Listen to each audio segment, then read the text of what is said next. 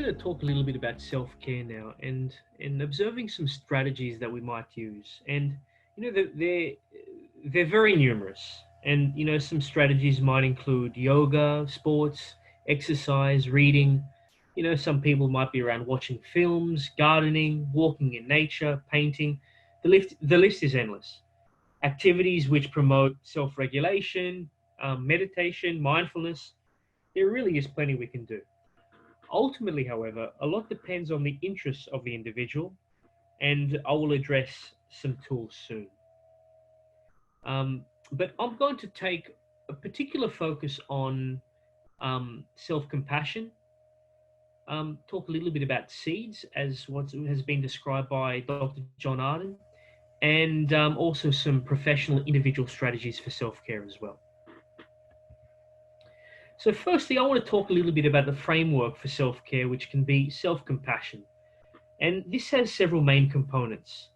And there have really been some wonderful researchers in this space, and it has links with Buddhism and different systems within the brain as such. And Dr. Kristen Neff adopts the following concepts in her conceptualization of self-compassion. She talks about self-kindness, common humanity, and mindfulness. So, firstly, self compassion entails being warm and understanding towards ourselves when we suffer, fail, or feel inadequate, rather than ignoring our pain or beating ourselves with self criticism, which can be very common. Self compassionate people recognize that being imperfect, failing, and experiencing life difficulties is inevitable. So they are gentle with themselves when confronted with painful experiences, rather than getting angry when life falls short of said ideals. It can be a difficult thing to do. We can't always get exactly what we want in life, although many of us wish we could. When we fight against this reality, our suffering in turn increases in the form of stress, frustration, and of course, self criticism. When this reality is accepted, however, with sympathy and kindness, we experience a greater sense of emotional equanimity. Common humanity.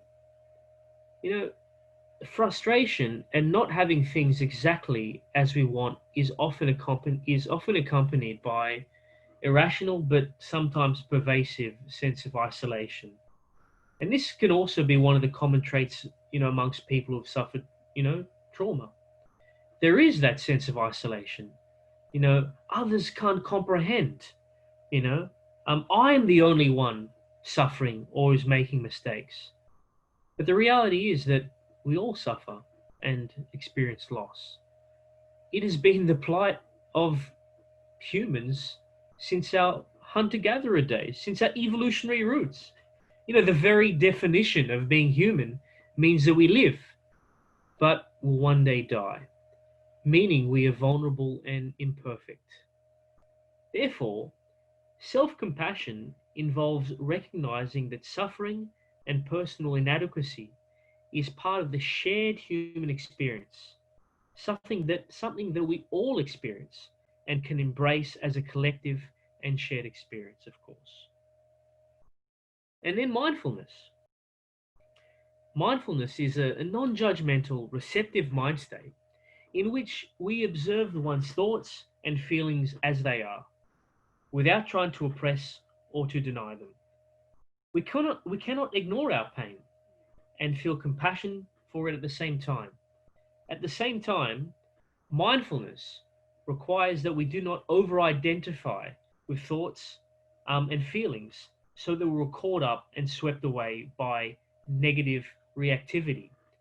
So, it might require naming them, you know, so that we can externalize such, so that we're not caught up in that process. And, you know, self compassion therefore requires taking a balanced approach to our negative emotions so that feelings are neither suppressed nor exaggerated. And this stance stems from the process of relating personal experience to those others whom we work with sometimes, who are also suffering, thus putting our own situation into a larger perspective. It also stems from the willingness to observe our negative thoughts and emotions with openness and clarity, so that they are held in mindful awareness, observing things for what they are, thoughts which come and go.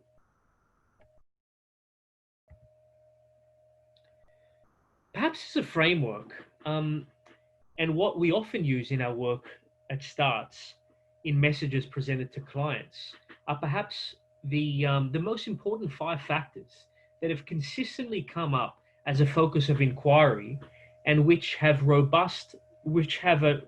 robust body of scientific literature backing them as the healthy behaviors for living with greater pleasure, um, less depression, less anxiety, and also issues such as less chance of getting dementia later in life.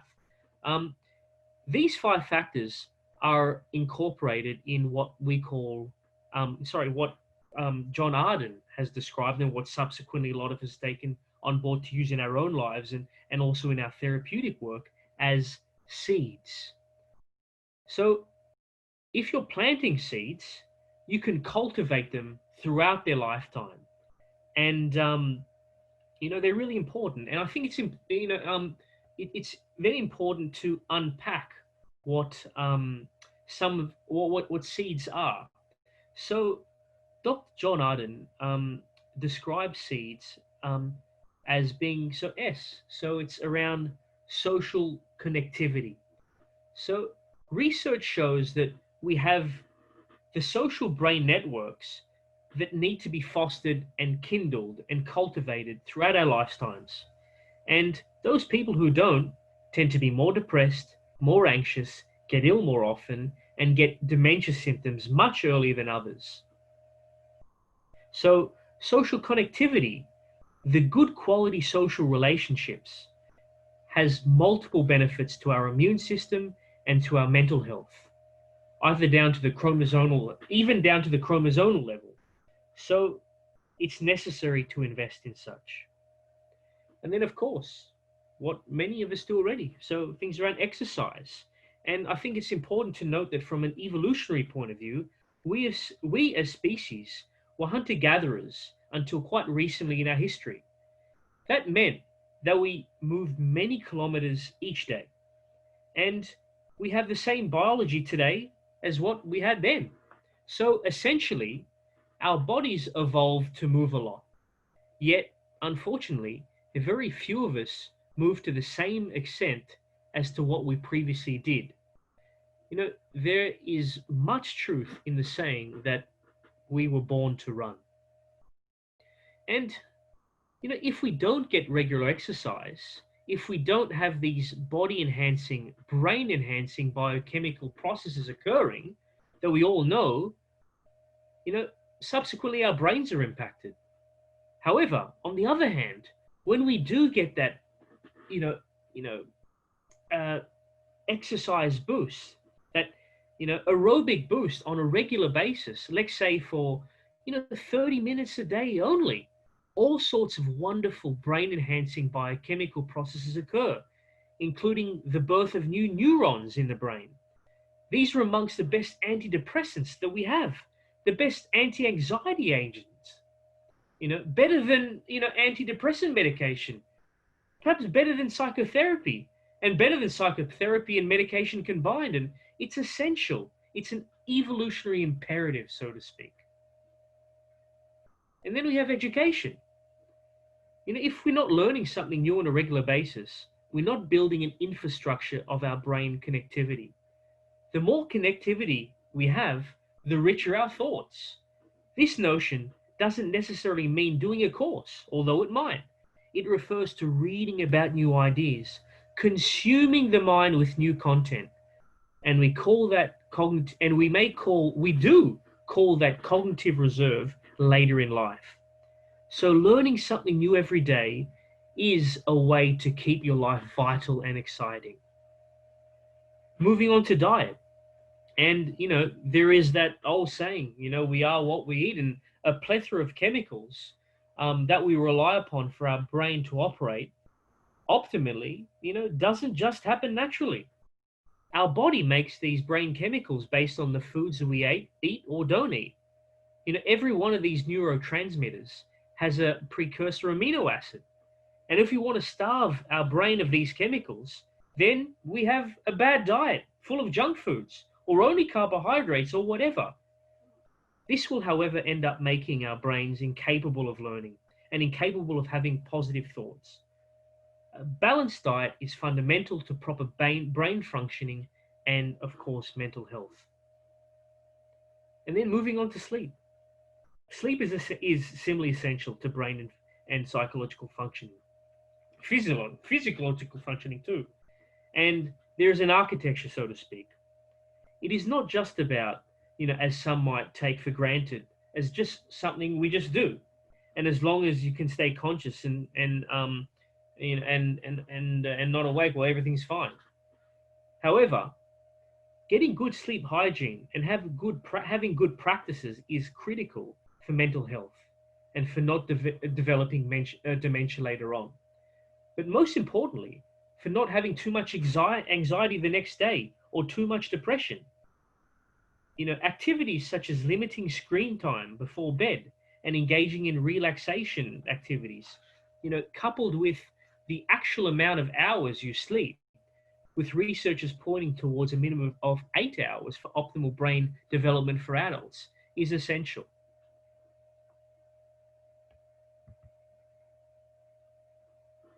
So, just a few final points here.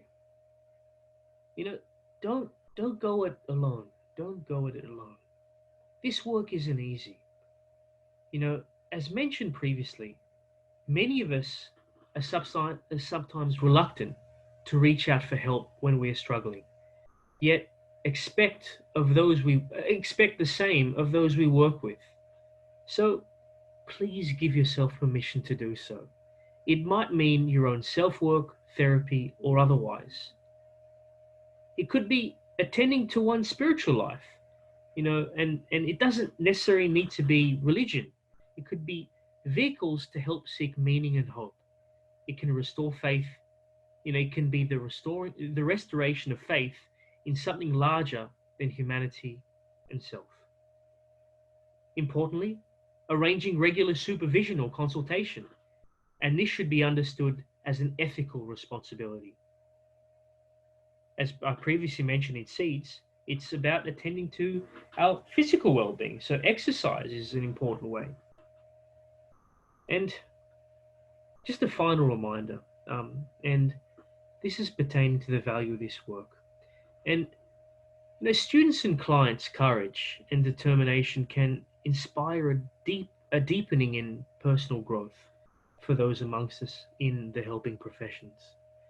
Working with people who have lost so much can instill a profound appreciation for much that is taken for granted in life. Things like beauty, joy, nature, and love. Working with trauma survivors can be an action of great social and political meaning, bearing witness to those who've been hurt by society, been hurt by systemic state-sponsored terrorism, trying to repair the damage. And then there's speaking out about such injustices can provide workers with a strong sense of social purpose and meaning in life. It's an amazing privilege to be part of such a cause, and I'm reminded of it each day. So please, take pride in what you do, what you can offer, and please take care of yourself.